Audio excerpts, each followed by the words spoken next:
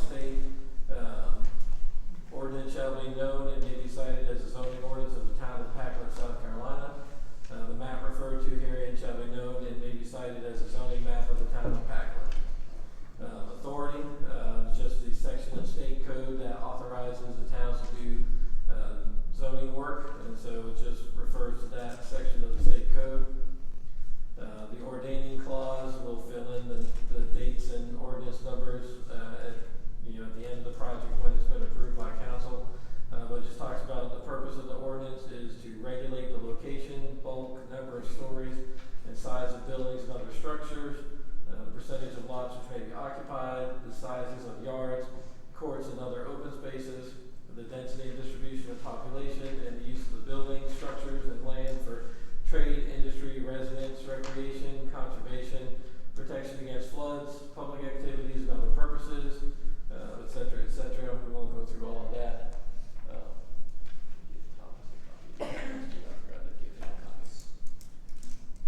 That's just sort of general language. That's common language you're going to find in pretty much any zoning ordinance. Yes?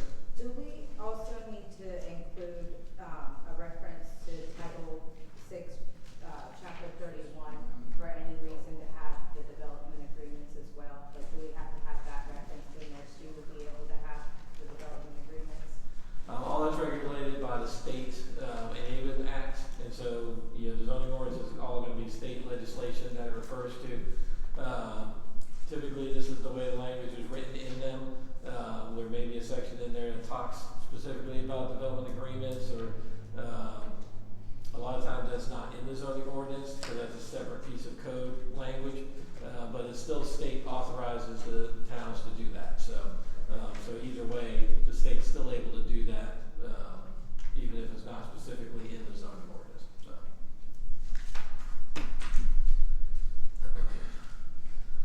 Interpretation and purposes on the next page. Again, the provision of these regulations shall be held to be these are minimum requirements adopted for the promotion of the public health, safety, and welfare, made in accordance with the PACLET comprehensive plan for the purpose of promoting health, safety, and the general welfare of the town. They may have been designed, among other things, to lessen congestion on streets, to secure safety from fire, panic, and other dangers, promote health and general welfare, provide adequate light and air, prevent the overcrowding of land, to avoid undue concentration of population, facilitate the adequate provision of roads and infrastructure, and to conserve the value of property and encourage the most appropriate use of land throughout the community. Definitions and interpretation. A lot of this you're going to see, they're all going to be very similar because they all deal with a lot of the same things. I mean, this is about 40 pages of definitions. Obviously, we're not going to go through all those. Outside of sort of the normal set of definitions that we see, what I have added to this are definitions related to quarries, mining, gravel pits, things like that, because obviously you have the quarry here, you're going to get a second quarry here, so I wanted to make sure that we had definitions related to that in the ordinance. When we talk about the industrial districts, we'll talk a little bit about the quarry in there, how we added that language too, but outside of that, these are fairly general definitions that talk a lot of different things that will be in the zoning ordinance proper. At the very top of this document too, in case, because you can't think of everything that could possibly be in there, and so if there are questions about some of the definitions, or if there are things that are left out, I put a reference in there to this book here, which is the New Illustrated Book of Development Definitions. We use this a lot in our office for cases where we need clarification, or if there's a definition that's not in your ordinance. By having this language in there, it allows you to go to this as an extra source. So instead of 42 pages of definitions, this is 300 pages of definitions. So you don't need to have all of those in there because they're all not going to apply to you. But this allows you, by having that section in there, allows you to use this as a reference guide when there's other questions.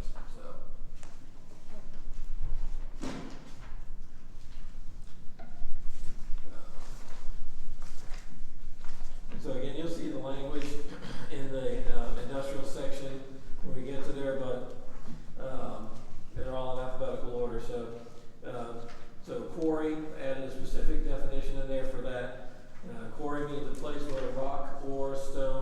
similar materials are excavated for sale or off-track use. Again, I also added gravel pit, sand pit, and mine, I think were the definitions that we added to be specific to Packlet in that section of your code. Any questions about that? I have a question, but maybe further on, in the section over here, there's, some comments, or there's some section here where it talks about, landscaping, and screening and trees and all that kind of stuff. Yep. I'm not sure if we need to add into this, the riparian, I'm not sure if I'm saying this. The what? The Riparian? riparian, Yes. section that was in the previous zoning ordinance as relates to the river. Yes, we will get to that. Okay. So, I do not have that to talk about tonight, but that is something that we will have to talk about. Alright, so if we wanna go back towards the end there where it says light industrial.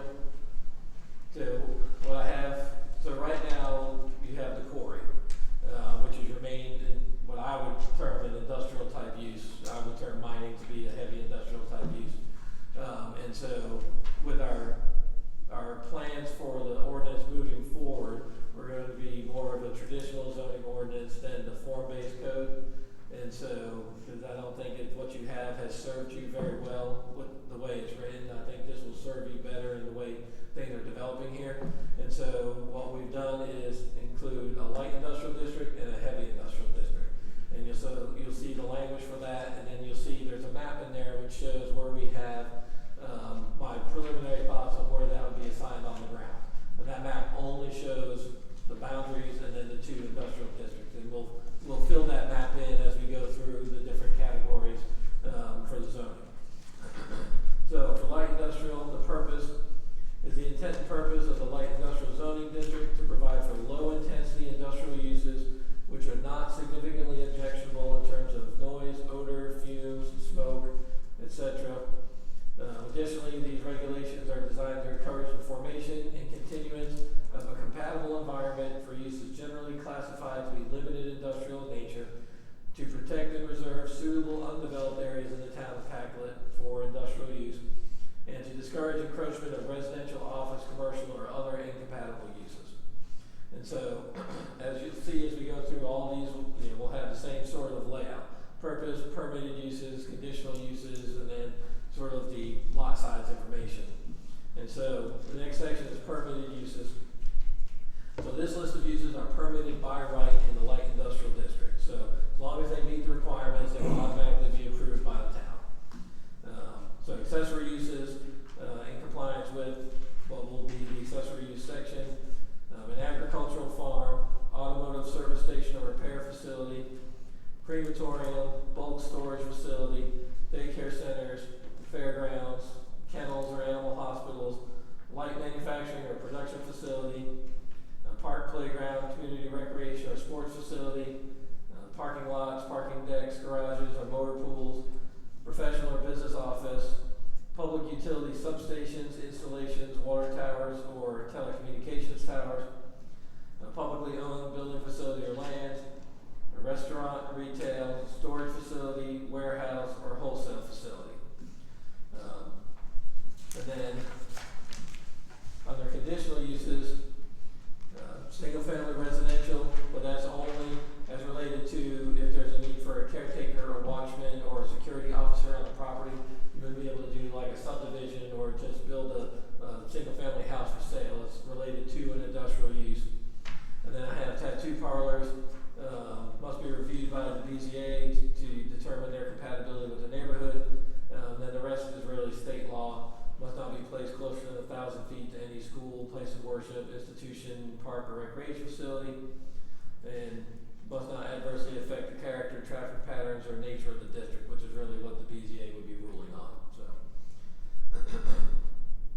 and then we always list prohibited uses, but again, the way this ordinance will work, anything that is not specifically listed is prohibited. But we usually like to call out some just to make sure people understand. And so, under prohibited uses, adult entertainment establishments, auto salvage, wrecking, or junkyards, offensive or obnoxious operation, which, though properly and safely operated, would still cause noxious or offensive dust not do the manufacture of certain hazardous materials. Could not have an oil refinery, petroleum distillation facility. You can do an oil recycling facility. Could not have an open landfill or dump. You cannot have a slaughterhouse or tan yard.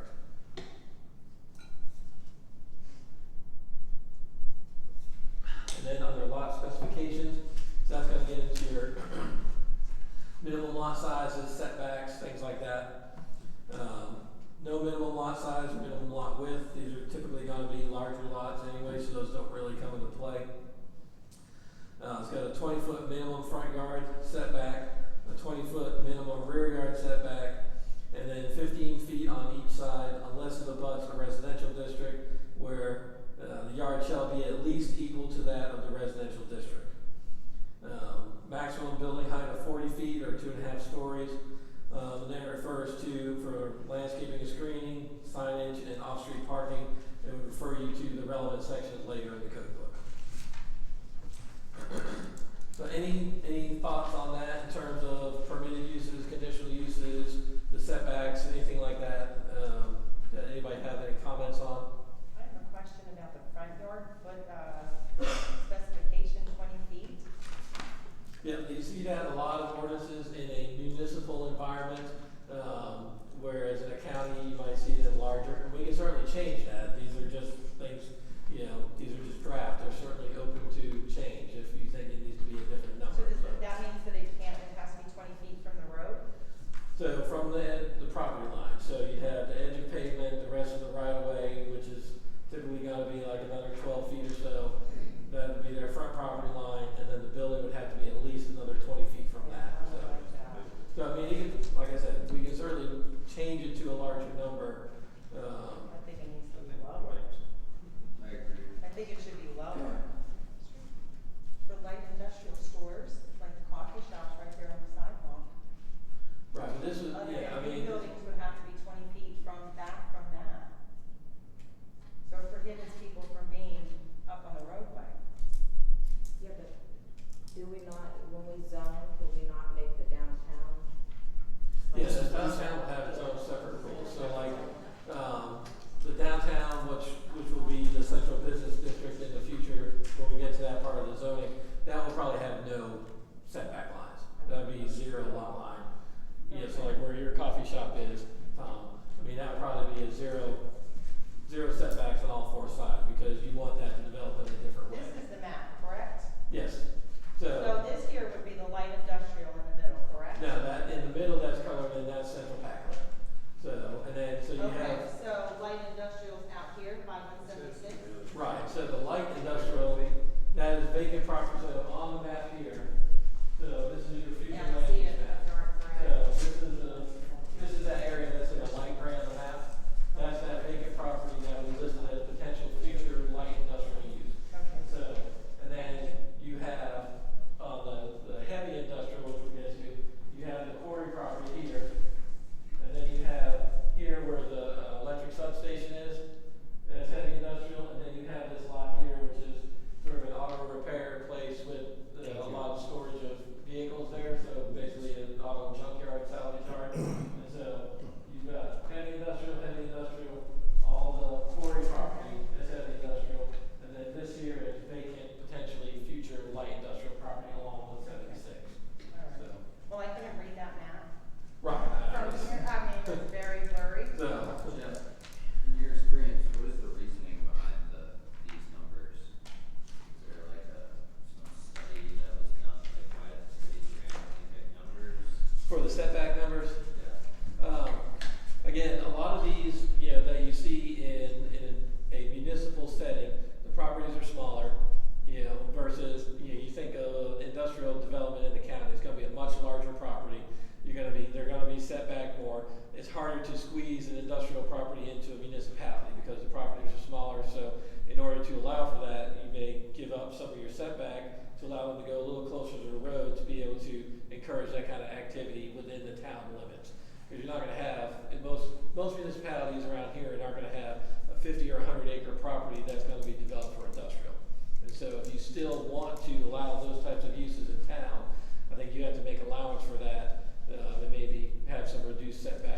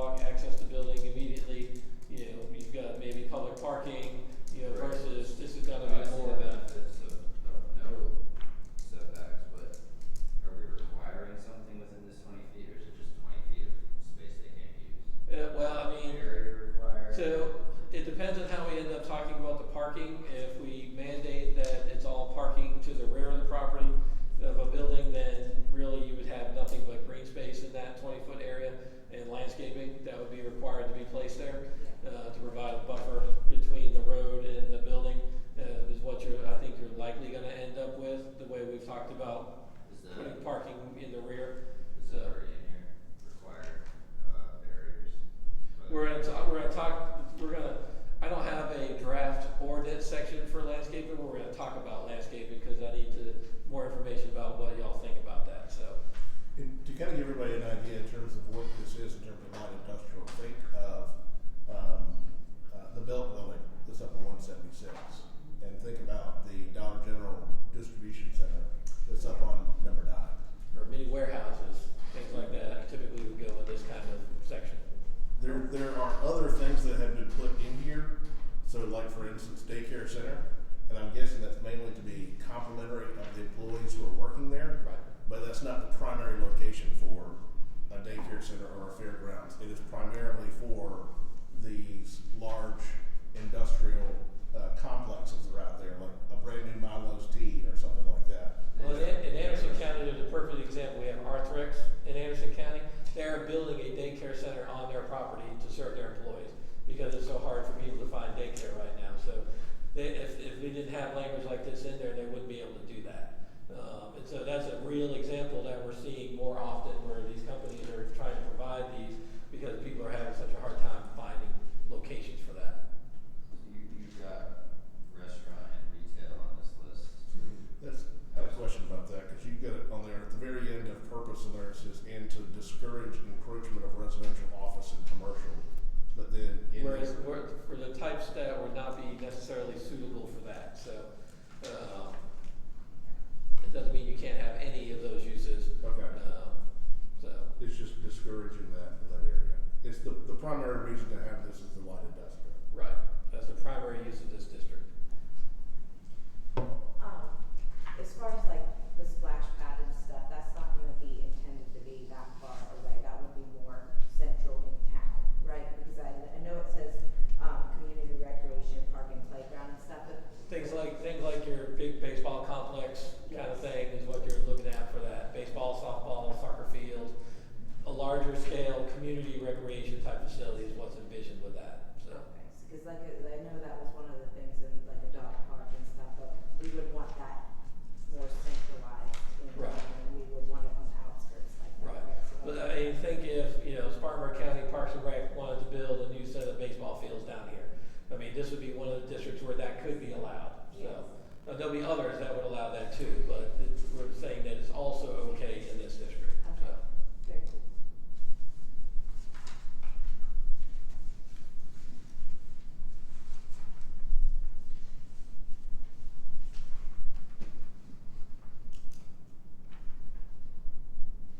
Any other thoughts or comments? Any comments?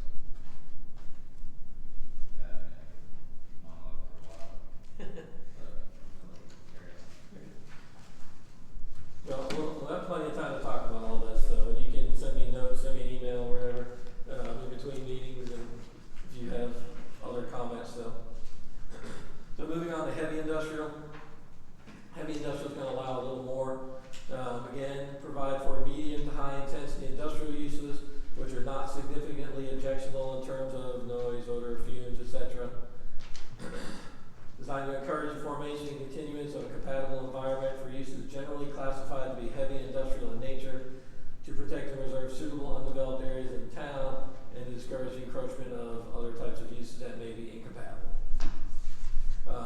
In terms of permitted uses, you'll see, a number of these are the same, but also, you've got manufacturing or production facility, gravel pit, mine, quarry, or sand pit. And I think all the rest are the same in the permitted uses. Under conditional uses, you add in auto salvage, wrecking, or junkyard. Again, any new one would have to be reviewed by the BZA to determine compatibility, and it would have to be screened completely from the public right of way. Freight terminals, either trucks or rail. Again, single family residence as a caretaker, watchman, or security officer, and tattoo parlor, and then most of the same prohibited uses as well. And then really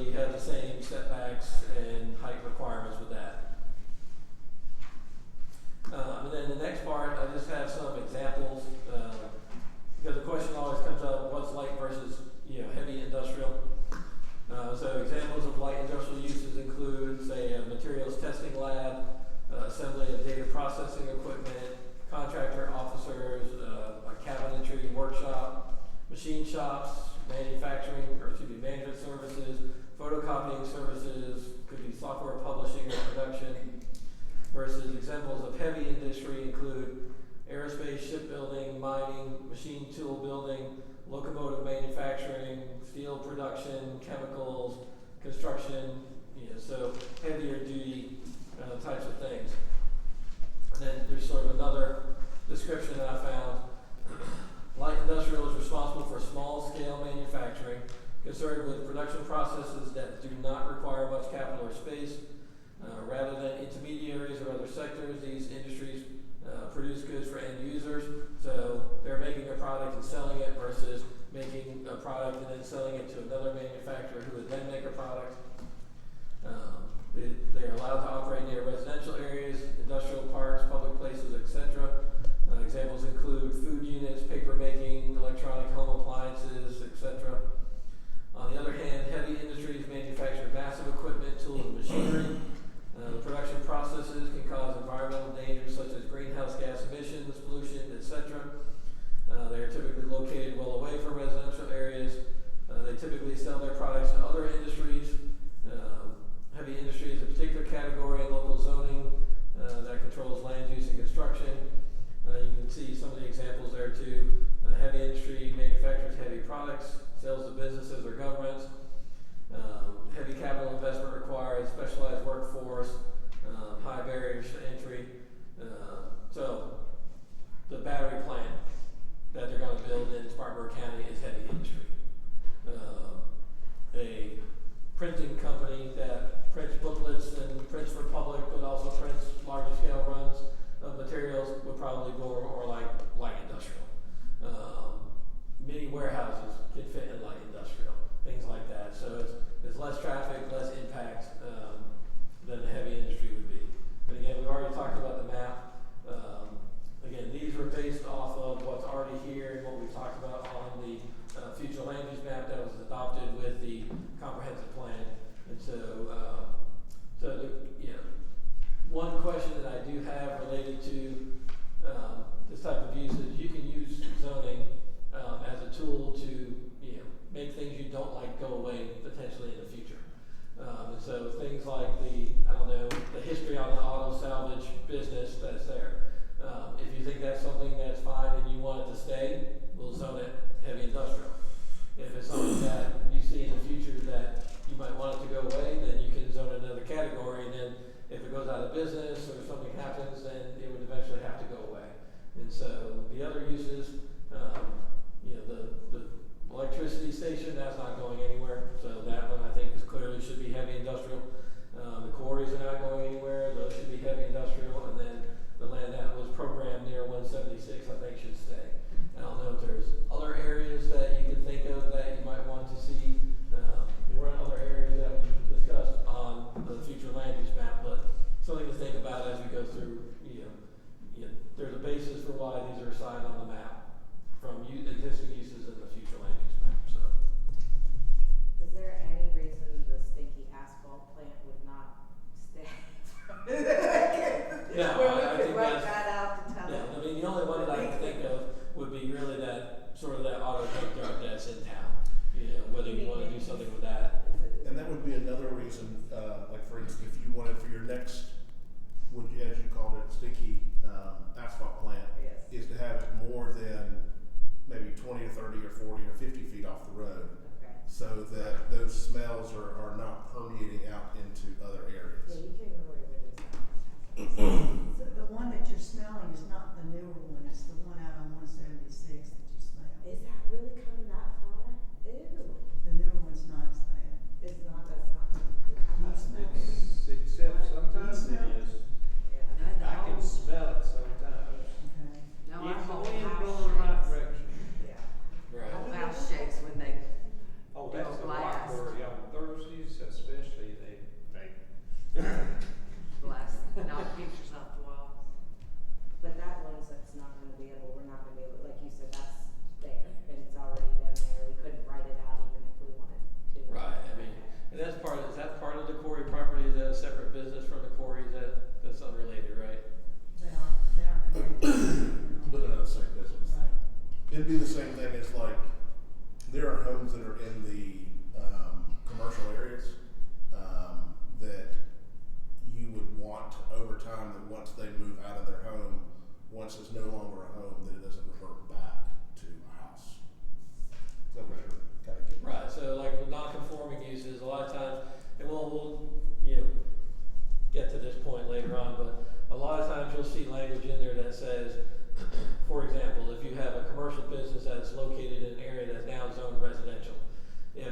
reason that if it burns to the ground and it's more than 50% of the value, to replace it, or if it's vacant for 4 months or 6 months, there's different time periods in there, that it then has to revert back to the underlying zoning. And so unless you rezoned it, it would have to, in this case, it would have to go back to some sort of single family use. And so we'll talk about that language, a whole section where we'll get into all that. People handle it in different ways, where some say, I like that language because, they're here, they're paying taxes, they're paying business license, whatever, fine as long as they're here. But others will treat it where 5 years from the date of this ordinance, you have to go out of business. So they just put a timeline in there, whether you're still a going concern or not, we're saying that you're non-conforming now and you're gonna end by a certain time. I don't personally like that, but that just shows you how people treat those things differently in the ordinances that we see. What I'll propose is sort of the timeline language where if it's vacant, it's not being used for over a certain amount of time, then it has to revert back to what the zoning we put on it would be. So, and hopefully there won't be a lot of those as we go through this. We'll try to avoid that where we can. We'll try to make everything as conforming as possible at the front end. But there may be things where it doesn't make sense for that to be a long-term use. So, In the case of the asphalt plant, I think if we're gonna zone heavy industrial for a quarry, which is a 7,500-year business, we have to allow for accessory businesses. We really want accessory businesses, all the trucking, the asphalt, the Right. concrete manufacturers that are gonna crop around the quarry. right. So we try to push them out that actually is the quarry. So they kind of go together. And they are smelly and they're obnoxious, which is why I can see the need for a barrier setbacks for those. Going back to light industrial, if those smelly, obnoxious type businesses are allowed there, are these setbacks just arbitrary? No, I wouldn't think so. Erosion and things like that, you have too much. I mean, like, we're gonna look at landscaping and things for. Right, those there'll be that- landscaping in there to provide the visual barrier between the road and the business, and so that setback area will be used for that at the very least. So, You're talking Drainage. light industrial. well, light industrial, heavy industrial, whatever. Well, I see the need for heavy, but if light, none of those kind of offensive businesses are allowed in light industrial. I just hate to eat up, a lot. You can't use, a couple thousand square feet of your lot Yeah. just because. But, I guess we can revisit that. I think it's important to keep that. I mean, look at our cost note down here. We consistently have issues as far as erosion, puddled watering and stuff. If we require some kind of landscaping around stuff like that in the future, then you don't have as many problems with water runoff and things like that. You have to keep some kind of barrier there, because if you have all the paved road off of 176, and then you pave it nice parking lot, you're not gonna have anywhere. Landscape, we're just talking about setbacks. But that's what the setback's intended for, right, to leave the room for the landscaping, correct? Right. Is landscaping gonna be required around all light industrial, certain landscaping? That's what we're gonna talk about next. Because that's a question, there's no right or wrong with that, it's a question of what the town wants. And that's the other thing, I don't have a write-up of really what that's gonna look like now, because I just have a lot of questions. Because the language in your current ordinance, it was a little difficult to find. It wasn't, as somebody who has tried to enforce these ordinances in the past, it is a little unclear to me in a lot of cases there what you're actually requiring people to do with the current language. And it's located in like 4 or 5 different places in the ordinance, and so it's hard for, as a staff person who's trying to help somebody, I want to be able to give them a landscaping section. And not say, well, you need to look on page 16 for the chart that talks about this, you need to look on page 52 for this, page 125 for that, and then you have another thing on, that's why you have 2 handouts, because we looked and we found found several pieces, but then later today I found like 3 more, that address landscaping. And so I was like, okay, I don't like that. I think there's a way to make that clearer and more user-friendly. But then it's also unclear to me. It looks to me like the way it's written now, you basically have to do landscaping along the road frontage. Again, it's unclear. And so do you want, like, the ordinance I'm used to, that I worked with for a long time, commercial business came in, they had to provide landscaping along all 4 sides of the property. And it's based off of the use I'm putting in. The landscaping was determined by what that was adjacent to. So if I'm a commercial business and I'm next to another commercial business, I have lesser landscaping that I had to put in. But if I'm next to a single family home, I had to put in more landscaping to protect that single family home. If I'm doing single family next to another single family, I don't have to do anything. And so, I would like something more like that. But again, it's what y'all want with that. Do you want more landscaping? Do you want landscaping all the way around the property? I know you want parking lot landscaping because we've already had a conversation about that. Those are kind of the details we need to work out, and then once you determine where you would like to see certain types of landscaping, do you want trees 30 feet apart, 40 feet apart? Right now it says 40 feet apart, except for one district, which was actually Urban Center, I think is 50 feet apart, which Urban Center I thought they'd actually be a little bit closer. So when you look at, so it starts with this page here, chapter 6, tree preservation and landscaping. It talks about the reason for doing it. It talks about tree preservation, which really is a lot of utility stuff. Like if you're doing work on a property, you have to protect certain trees on there, by putting silt fence around them and not being able to stockpile dirt on top of the roots and things like that. But the way because this is more of a form-based code than your standard ordinance, what it really envisioned was that the person would come in and the person would negotiate with staff and the planning commission about every one of these details. So it's not specific about what types of trees have to be preserved. It's not, if it's a hardwood tree that's over a certain size, you have to do a tree survey and you have to protect all these trees. If you cut them down, you have to plant others in this place, kind of thing.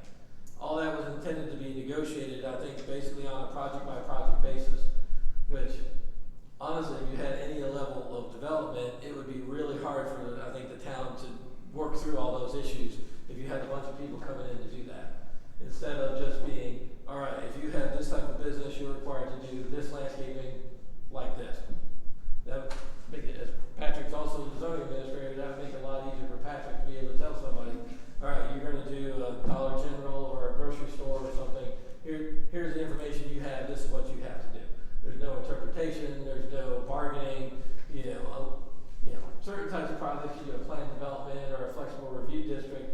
The bargaining is, that's what you're going to do. That's what that's there for. But your standard projects, I think it needs to be a little more cut and dry.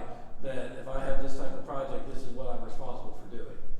And it needs to be an easy place to find that, so that I, as a staff person, can say, here's a landscaping section, here's a chart, and you'll see a chart in here on the very back that shows what I'm talking about. That chart will say, if I'm doing a commercial business over this size and it's next to this use, I have to put this buffer in. So I think you'd be better served with something like that than the way it's worded now. Because again, if you go on, if you look at in the smaller handout, you've got the first page there is from Article 14, screening and buffering. Just kind of a one-off line in there. For industrial development, new development shall be responsible for the installation of adequate screening and buffering of industrial uses existing at the time of the adoption of this code. But it doesn't tell you it doesn't give you any idea as to what an adequate screening would be, what the town feels that would be. And that has a minimum development setback from an existing industrial use lot of 100 feet and a minimum buffer dimension of 20 feet. So I know I've got to have 20 foot of green space, but I'm not sure where that has to be, if it's from the road, if it's just from the neighboring industrial development, and I have no idea what you think a right-of-way screen or buffering would be. Is that fencing, is it trees, it's how many trees is it? And so I think there's a different way of doing that, which would lay that out in better detail for people. And then you've got, the next one is chapter 12, the streetscape design. So, planning of, E, at the bottom of that page, it says page 57, this is from your ordinance.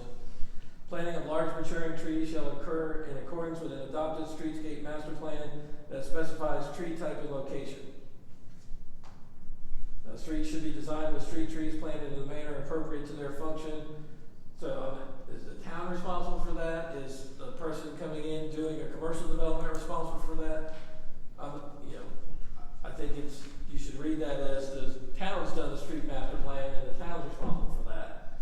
But I don't know why that language would be in the zoning ordinance then, because that would be the separate master plan that they've done that they would then be going out and doing the work on. And then you've got the chart here, which listed as page 8 is the last page of that. The bottom of that, it's got planning strip specifications. So it tells you the planning strip has to be a minimum of 6 feet, except for an urban center, which is not applicable. But then tree spacing, average tree spacing of 40 feet, till you get to urban center where it's 50 feet. But you don't really have to do a planning strip, so I don't know why you have 50 feet for spacing there. But again, is that just a planning strip at the front of the building? Is it all 4 sides? I'm assuming it's just at the road frontage, the way it's written, but it leaves it open to interpretation, and that's not what you want in your zoning ordinance, is a lot of open for interpretation. So that makes Patrick's life more difficult when people come in to do work. So. I know, like, you were talking about the tree preservation and stuff, and we'll get to the riparian district where a lot of that preservation will happen and things. But, as far as requiring landscape, like, I understand, like, we don't wanna have all these ridiculous requirements to have to preserve trees, but are we able to put in limitations, like, so we don't put in invasive species and things like that? Like, is that something we can see where we say none of it, what's that pear, the weird? Red for pear. Yes, like, can we ban certain invasive species? Right. Your language now, I think. I think South Carolina has. Oh, no, I was looking at a different ordinance. I was looking at, the city of Anderson has redone all their ordinances. Theirs is way over the top for, I think, anything you would ever want here. Every project has to come in and do a tree survey. They have to preserve certain size trees. If you cut down that tree, then you might have to plant 5 more to take its place. I think that's above and beyond. But they do have language in there about invasive species where basically you're free to rip all that out without any consequences or permits or anything like that. But you still have to do a whole tree survey for the whole site to determine that beforehand. And so. Did you look at section of the table zoning provisions under urban center, the height requirements, minimum 20 feet, maximum is 3 stories. All the buildings that are in or some of the buildings in the urban center on West Main Street are all 1 story. So if you build something new, it would have to be 20 feet, so it would be taller than what's currently there. Yeah, we'll talk about that when we get to the commercial sections, but usually we only put maximums in there for height. And a lot of that is dictated by building codes and what kind of fire equipment you might have in, say, a downtown area. You have fire service vehicles that can serve a building of a certain height, and because if you don't, then there might be additional building code things they have to do, but usually it's a building height maximum, not a minimum. But, so when we get to the commercial sections, so like you saw, we had the maximum height of building in the 2 industrial districts, but not a minimum. So, and so you'll see in those other districts, you'll have setbacks, you'll have a maximum impervious surface area, so the maximum that can be under pavement or building, and you'll see maximum heights in there as well, so, but not minimum heights. So, Before we completely leave the heavy industry, I just wanna make sure I understand, like,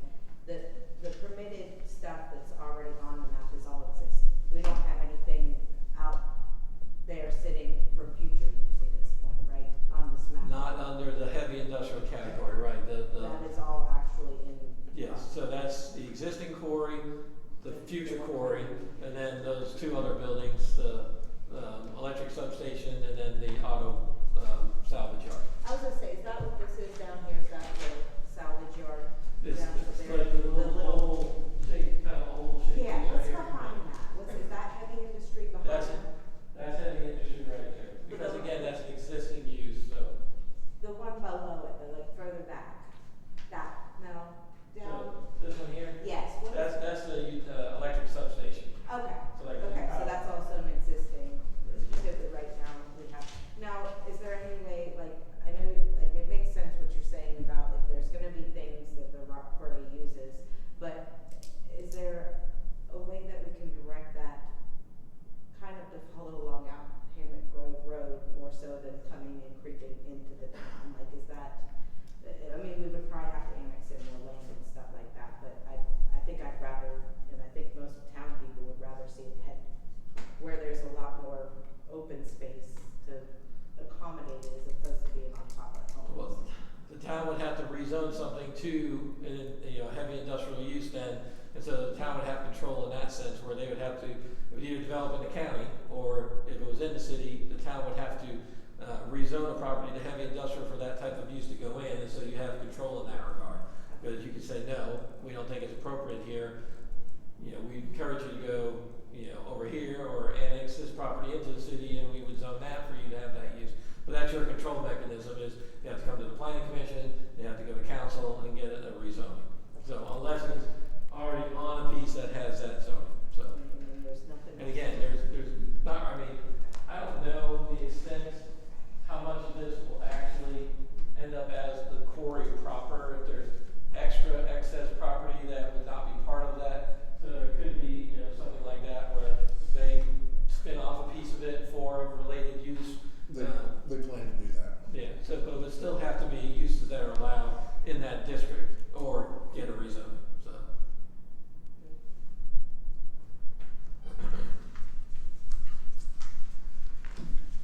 Let's see.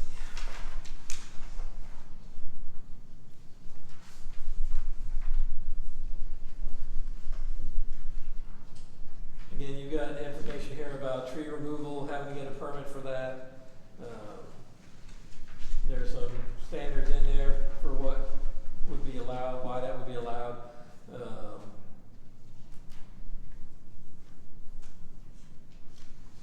So I guess my question there is, if I have a house today in Packlet, and I have a tree in my backyard that needs to come down, do I have to come to the town and get a permit to do that? No. Okay. I can see it where, You can read it that way, so.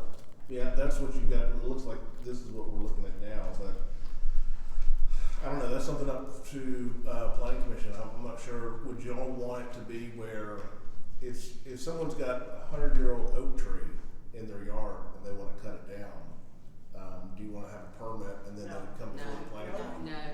No, Or a dead tree. No, Or or a not. fine tree. Cut it, No. take care of it. I think that will really make the citizens of this town very angry. If Okay. you start telling them that they need to get a permit to remove a tree. I just had a tree removed because it was coming down, it was like making all this noise, it was like a 100-foot tree. And I would be pretty mad if I would have to, I'm already paying $1,000 to have a tree removed. I don't need to get a permit on top of that either. I shouldn't have to.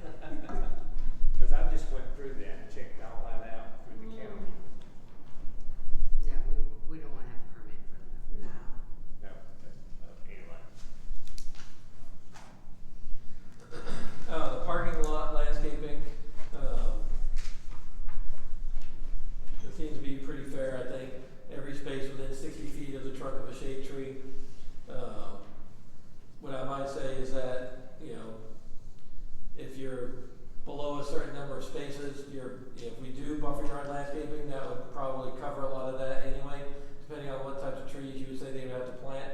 And so maybe if it was say a parking lot of 25 or more spaces, some of that would be required, or we could do it for any parking lot. Again, we're not sure what we're gonna do with parking, whether it's gonna be mandatory or not, but, for people who do parking lots, I think they need to have landscaping. It's just a matter of, does everybody have to go to that extra level, or you wanna give some smaller parking lots a little leeway, and then, have it be like 25 spaces or more, where that would be required, or any thoughts on that?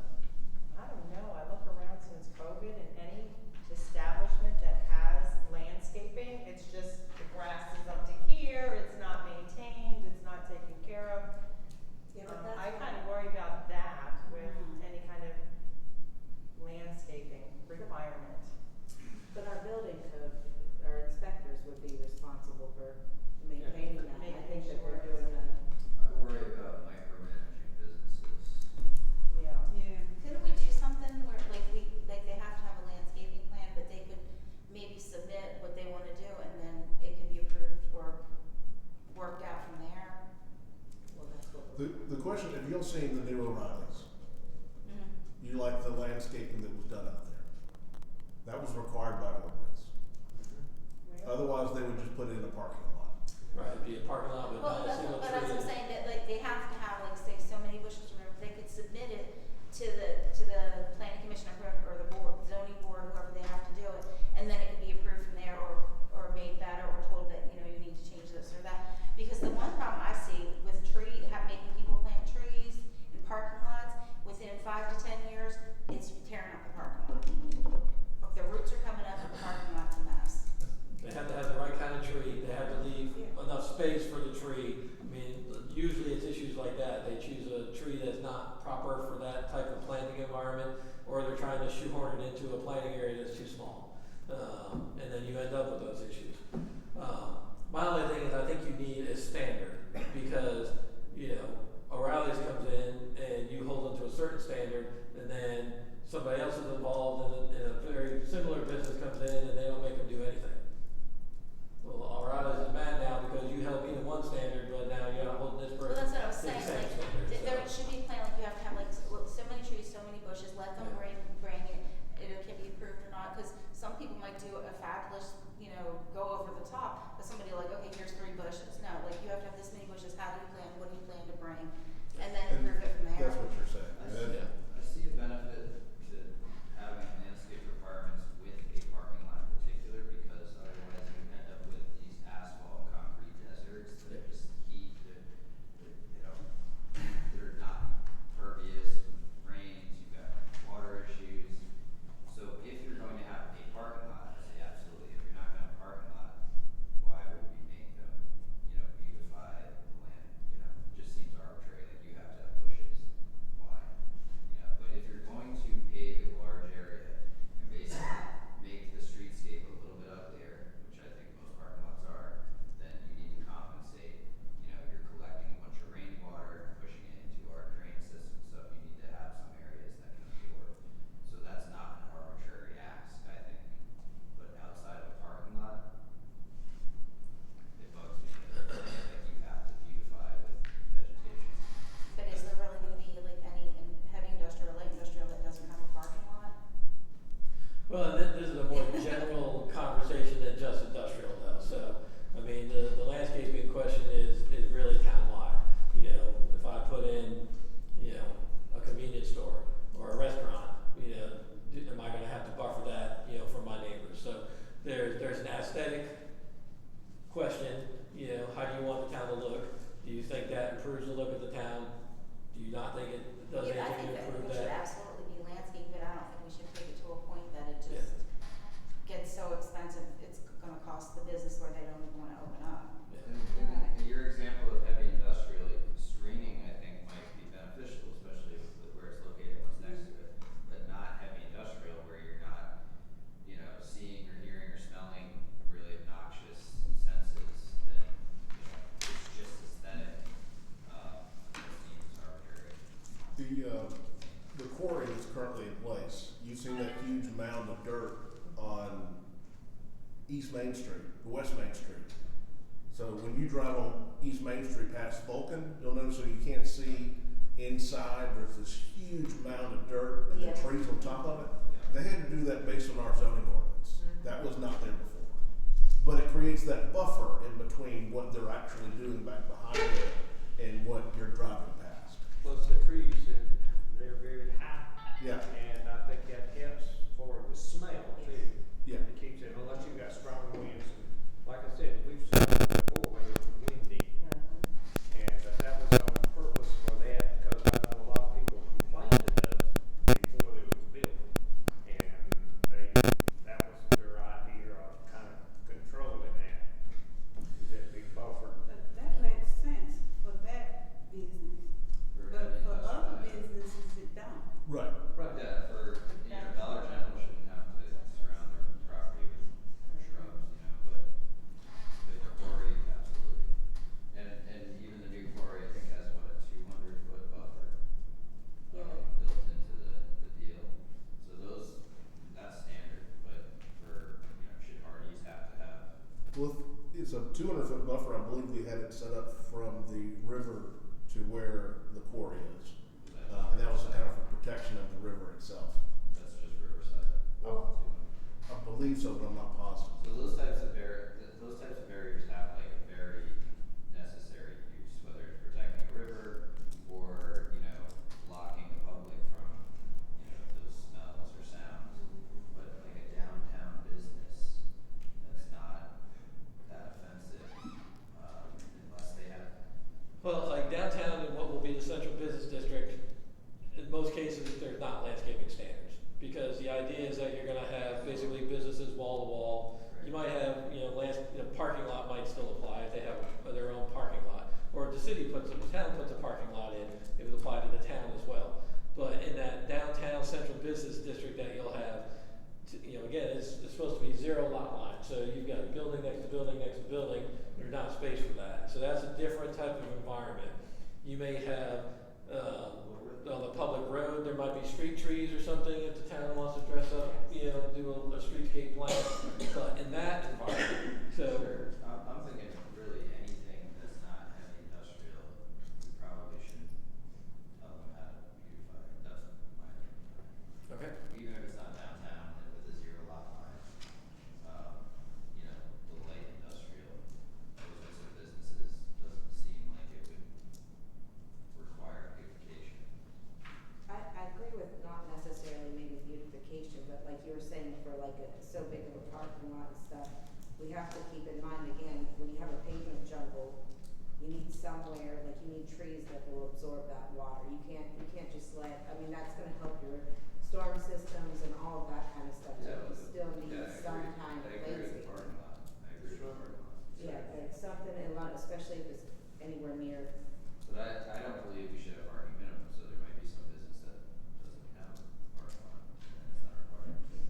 But if I agree in the parking lot. I'm saying if there's no parking lot and it's not heavy industrial, should we be telling them what to plan? Let me show you an example, just so you can see what I'm talking about. So the very last page is the chart that I'm talking about. And so,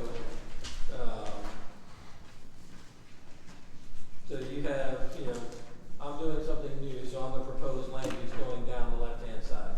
And then what I'm neighboring to is the existing land use that goes across the top. So for single family, now I'm putting a single family house, I don't have to do any landscaping next to any use unless I want to. If I'm putting in multifamily, it calls for, if the property line next to me is single family residential, so I've got apartments next to a single family, I have to do an L3 buffer. Next to other multifamilies, an L1 buffer, office L2, commercial L3, on to the public right of way in L1. And if you go back a couple pages, you see what all those are. You go down to like commercial of 7,500 feet or more, square feet or more, next to single family, you have to do an L4 or an L5 buffer. And so that would be like a berm or a fence along with tree plantings. And then you can see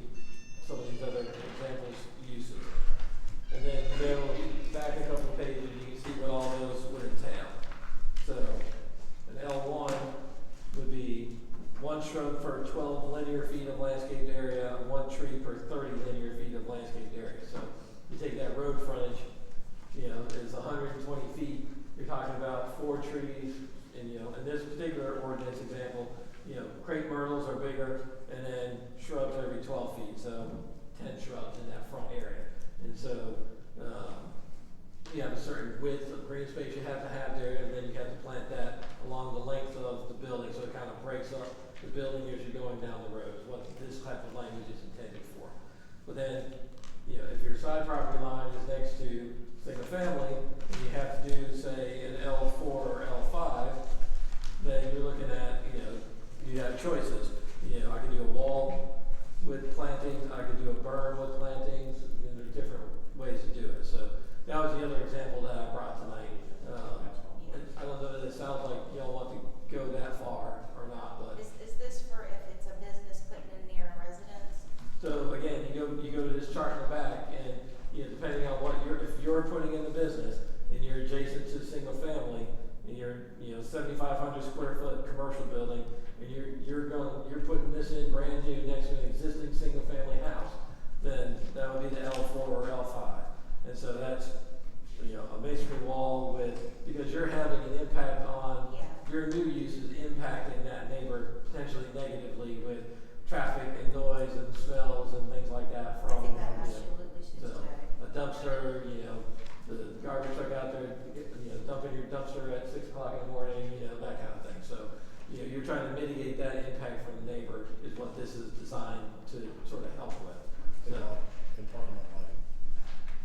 and parking lot lighting would be another issue when we get to the parking lot section, but we always have issues with that, light shining, from the parking lot into a neighboring house, the trees can help that, language about the particular lights can help that too, so. But. I'm not sure if this is the time to talk about it, but just something to come up is, I think we've talked about this before, is the 2 different types of commercial. You've got your downtown commercial with 0 lot lines, and then you've got your commercial, which is your Dollar General, your IGA, your O'Reilly's, and then if there's a Best Buy, if there's Red Lobster, if there's something like that, do y'all want to have 2 different types of commercial, or is that something proposed in here, is to have 2 different types of commercial? I'm thinking I think what I would probably propose is 3 different commercial districts. So Central Business District for right downtown, like where your coffee shop is, would be that with 0 lot lines. You wouldn't have the landscaping requirements. You would not have any, and typically in the Central Business District, you do not have any required off-street parking because you assume in that type of environment there's either public parking or on-street parking that would allow for that use to be there. So that would be one. And then you have sort of neighborhood commercial.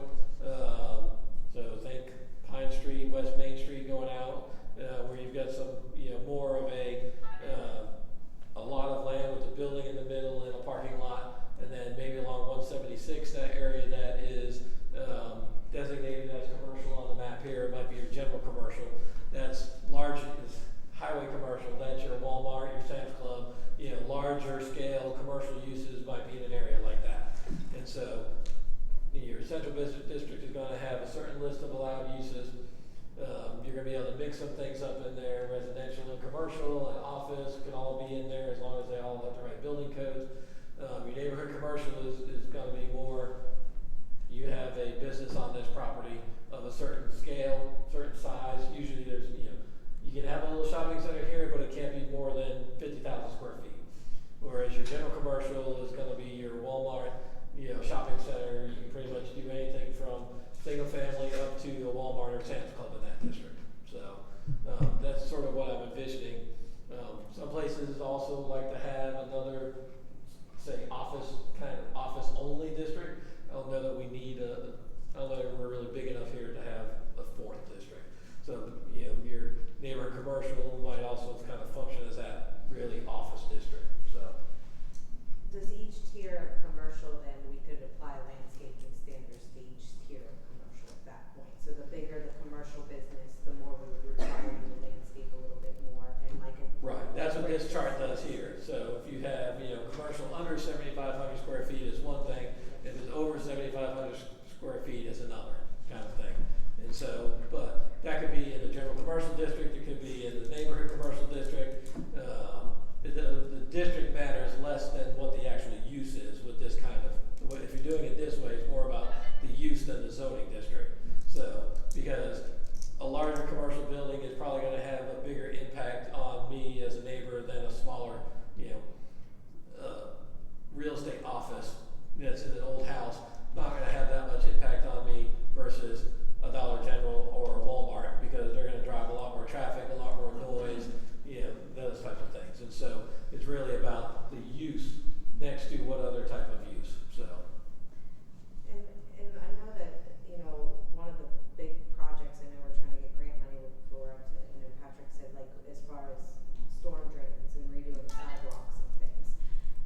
Do we have to put it into the zoning for somewhere like your coffee shop where, like, when you do the sidewalks, a lot of places have the tree, it's like one of the sidewalk blocks that has the drains that sits there, provides shading for the people that are walking, have benchways and things like that. That wouldn't necessarily require the business per se to beautify the area, it would be more on the town to do that. But that would be more conducive to somebody that's gonna be walking and doing that, providing shaded areas, providing resting Right. areas. Does it have to be zoned specifically for that, or is that just something we get to say as we get that? I mean, I think you think of that as where your central business district zoning is going to be. So think, really have this area here Yes. to some extent, maybe not all of that, but probably a good portion of that would be central business district zoning would be in here. And then maybe your general commercial here, as we see where other businesses are, you might, maybe something here at the corner here might be a little bit, more neighborhood commercial type, than some of the others, But we wouldn't be like in conflict if we said that specific area of the town is going to do the kind of landscaping as opposed to, okay, well, this commercial business puts it here and they're saying, well, downtown they put trees in on the sidewalks for them. Would we have to then do that consistently for all commercial businesses, or we can say we're only going to maintain the right, downtown? because that's your central business district, it's Okay. developing in a different way than other parts of town. And so, because of that, that's why you often see it where they don't have any parking minimums, where they don't require any specific landscaping, because the whole center of your town is designed to develop in a certain way. Versus, as you go out, they don't wanna do landscaping, then maybe they put their business downtown, if it's that big of a deal to them. And so that, maybe that directs them more into your downtown where you probably want them anyway. For most people, I don't know that it's that big of a deal, I know obviously everything costs money, but probably what you're gonna require them to do is not gonna be a huge outlay for people compared to the rest of what it costs for them to put a business in, So they wouldn't be like, oh, you did this landscaping here, but we want you to do it here, you don't typically see people No, have. I mean, no. Jonesville just did this where they redid their streetscapes Yeah. in their downtown. And that's something the town would do because that's town controlled property. Like the business owners don't own the sidewalk, they don't own Right. that space, so they could really upgrade that with landscaping anyways if they wanted to. But like Jonesville sees the value in that. Packlet may wanna follow suit there, obviously our roadways are pretty rough and not terribly beautiful, but they did a great job. That's entirely in the realm of the town or the state, depending on who owns, or the county, who owns the road. Business wouldn't own the road or the sidewalk. Well, and it really matters who owns the road too. In Anderson, we had to take the roads out of the main street was a state road. And some of the side streets right downtown were, and then they did, a whole streetscape plan where they did the brick sidewalks and all the plans. The state made them take it out of the maintenance system. So, because they weren't gonna maintain that in the public right of way. So the city had to take over that road for future maintenance moving forward, but in that case, they thought it was worthwhile because they wanted to have a certain look in the downtown area for their businesses. Now, we talked about streetscape and gateways and that in the comprehensive plan, so I think, I think the vision is that you would have some of that here in the future, which is, how do you get to that, that point in time where that becomes a reality, so.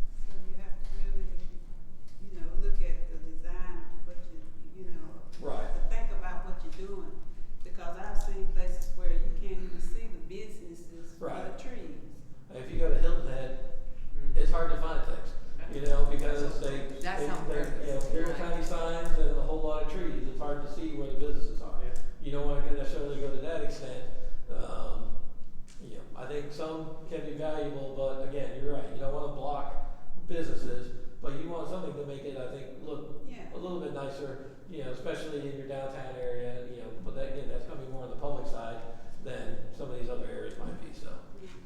But again, the O'Reilly, you know, if they didn't have to, they probably wouldn't plant a single tree.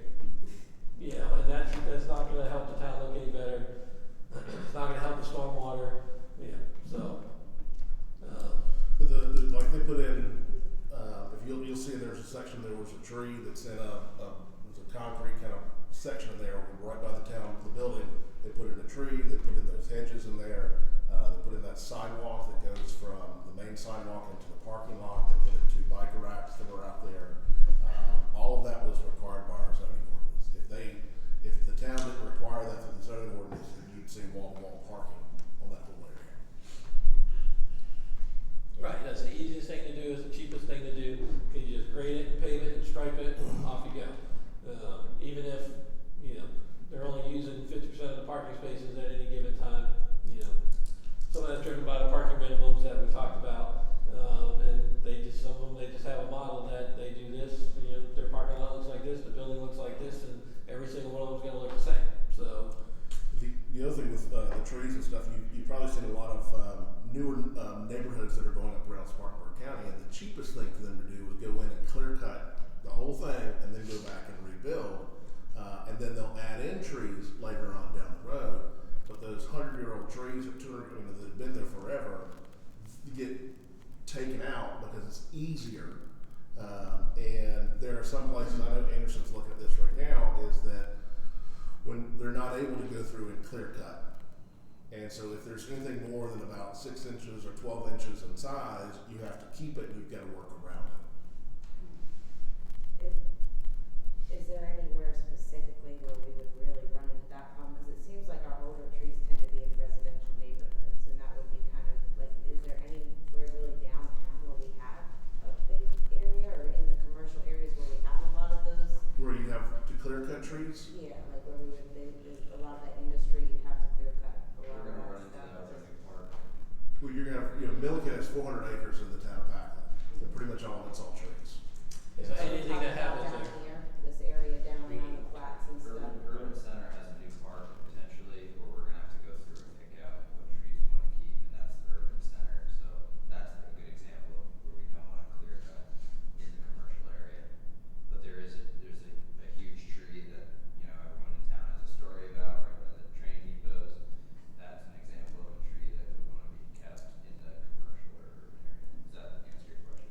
Well, yeah, and the other potential with that too, like, is there a way that we would have a, like, when we are picking and choosing trees like that, is a specialist gonna come in? Because then on top of that, you start clear cutting some of these huge trees, you end up with sinkholes and things like that, especially if you're not replanting quickly, I understand the benefit if you're taking out a parking lot and you're putting a parking lot, you wanna put a newer tree in there as opposed to try to keep the ones, cause again, like Angelique was saying, you've got roots that can come up. And I think at that point, we could say, hey, here's a list of trees that wouldn't do that, pick from it, put it in your landscaping. But, as far as like the large trees like that, do we have somebody that specializes in that when we're looking at that stuff? Like, is there somebody we say, hey, if we remove this, are we gonna end up with a? So in the Anderson ordinance, they say, and it's, it's new, there's a subdivision that's going in right down from my house now, where they had to, you see where they had to go in and survey the trees, and they marked off the ones of a certain size with tape so they can identify those. But it says you have to have a licensed arborist, a licensed surveyor. There's a couple of categories in there that they had, that the tree survey had to be conducted by one of these certified people. Okay. I mean, if that's something that you want, then we need to be very specific with that language, because there's just for any project, 50 acres of single family subdivision, you gotta go out there and survey the whole 50 acres, the way theirs is written now. And so, and that's fine if that's what you wanna do, but if we're gonna go to something like that, then we have to be very specific with the language and how it's worded in there. And To me, that it gets close to back to, do you need a permit to cut a tree? Like, Right. If we don't want that, then I don't know, we should be saying you have to hire arborists to go, save the legacy trees or whatever. Now, maybe prove that person to do that, that's up to them. They have a property, I think that's a smart thing to do, but I don't know if we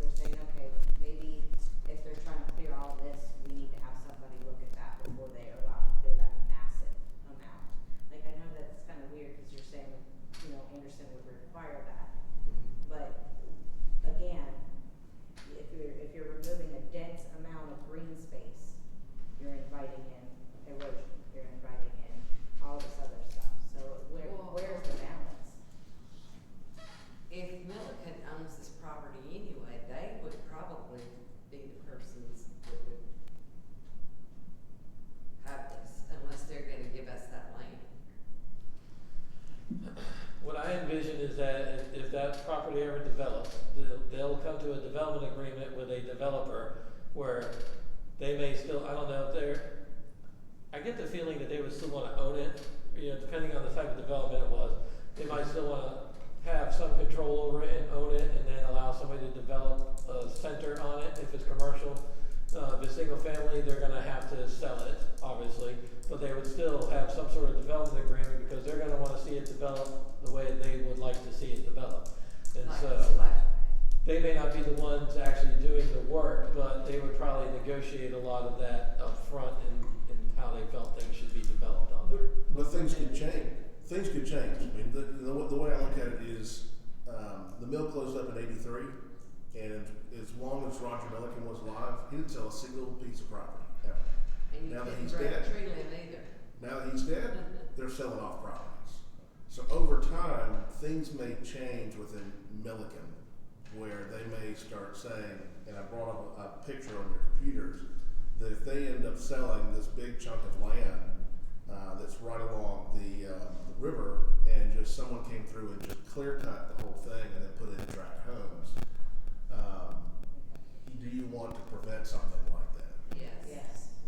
So we'll keep the language about the riparian buffers, so you'll have a buffer along the waterways, and so that will help some of that, and then how you address the rest of it. So it's finding that balance of not micromanaging businesses, but having some landscaping for, aesthetics, for, stormwater, things like that, where they can help, but not going overboard, I guess. And so that balance is different for every town, so. Well, wouldn't, since that property in Milliken's in the town limits, don't we, they still have to go by the zoning? Right. So, I mean, you still have some control. You have to, they would have to come to some agreement with the town on the zoning. Right. You still have control. Yeah, I think on the tree side, their typical pattern is they like their trees, so Yeah. I'm not too as worried about that with them as a property owner as you might be with somebody else, so. But they don't like to cut trees down. So. But, that's really all I have to bring for you tonight. If you have other thoughts as we go along, you can email me, you can get them to Patrick, and Patrick can send them to me.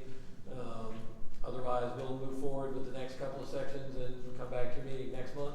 The work that I think I'm gonna probably look at, commercial stuff for next time, and, bring that for you to look through, so. So unless y'all have any questions, then I think, we're good for tonight. I appreciate your input. Make Is a there a motion, way we that we join. could, alright, so up there where Vulcan is, the roads are so bad. There's stone everywhere, there's dirt everywhere, all over the place, it's dusty. Is there any way we can put in the ordinance that they have to maintain that area? So one thing that you may want to, you're talking about like when they're leaving all the gravel and everything that goes all over the place that's out there. Yes. So one thing that the town was able to negotiate with the new quarry is there is a cleaning station before they leave the property. And that may be something that you require in your zoning ordinance for future developments like this. Now, you're not going to get Vulcan, I don't think, at this point. Unless they agree unless to it. they agree to it. They like to be good neighbors, so they might agree to it. It's bad and it's In your dangerous out roundabout, you there. get a lot of gravel where the trucks are overloaded a little bit. Write tickets. Now, Well, the thing it is, kicks up and breaks your windshield and. and keep in Well, I mind know that, other states require, like quarries, to have, water trucks drive around on the outside roads of the quarry. I used to manage a quarry, so I know we were required to have it. We were required to keep the stone off of the streets. So, I don't know if that's something that we could. so you're required to have, you're required to have a cover over the top of it. Yeah, it's And supposed to be most tarred. of them, your big trucks, most of them have covers and most of them aren't your problems. It's your, yeah, it's Jeff going up there to get some gravel for some, weekend warrior kind of project out there, and he puts it in the back of his truck or in the back of his trailer and puts a tarp over the top of it, and doesn't really care too much when he's slinging it around going through areas. That's unfortunately, that's not I don't Vulcan's. see a lot of that, I see a lot of trucks coming Exactly. around that corner and stone flying out the top of it. Oh, it is coming from the dump, Yeah. from the big dump trucks? Right when you go over those railroad tracks, they fly out there to the right headed to 176, and it's just coming out the side, because one, they're overloaded, but the weight is all that matters. And they are tarps, but it still comes out the side, it's not a sealed tarp, it's just a Okay. rollback tarp. It's the speed, it's throwing it off They that. fly out there on Exactly. Vulcan Road, Right, and right where the tickets. railroad tracks are, and that whole intersection there is nothing but dirt and stones. It's dangerous for cars, it's dangerous for motorcycles, it's just, it's dangerous. You've been there, okay? And I don't know if there's anything that the town could do, or maybe in the ordinance, add something requiring them to maintain the road, have a water truck, have a sweeper truck, whatever they have to do to maintain the roads for a certain area. I don't know, so any new rules, I mean, they'd be sort of grandfathered in because they're already existing business, so for a lot of the Well, rules that now, wouldn't but we necessarily have apply. another one that's. But the new one, Yeah. and then the tarp, what kind of rule is that? I mean, is that a city? That's a No, DOT. it's a state It's law. DOT? And Vulcan does not own any transportation trucks that go out on state highways. That is the trucking company. Vulcan does water the roads, that's required by DHEC. They also wash the tires off of every truck before they get up to the main road. Now, Well, I guess what- it's the town that needs to, Write tickets. Writing tickets. It's not Vulcan. Okay? It's the people that are transporting Vulcan material.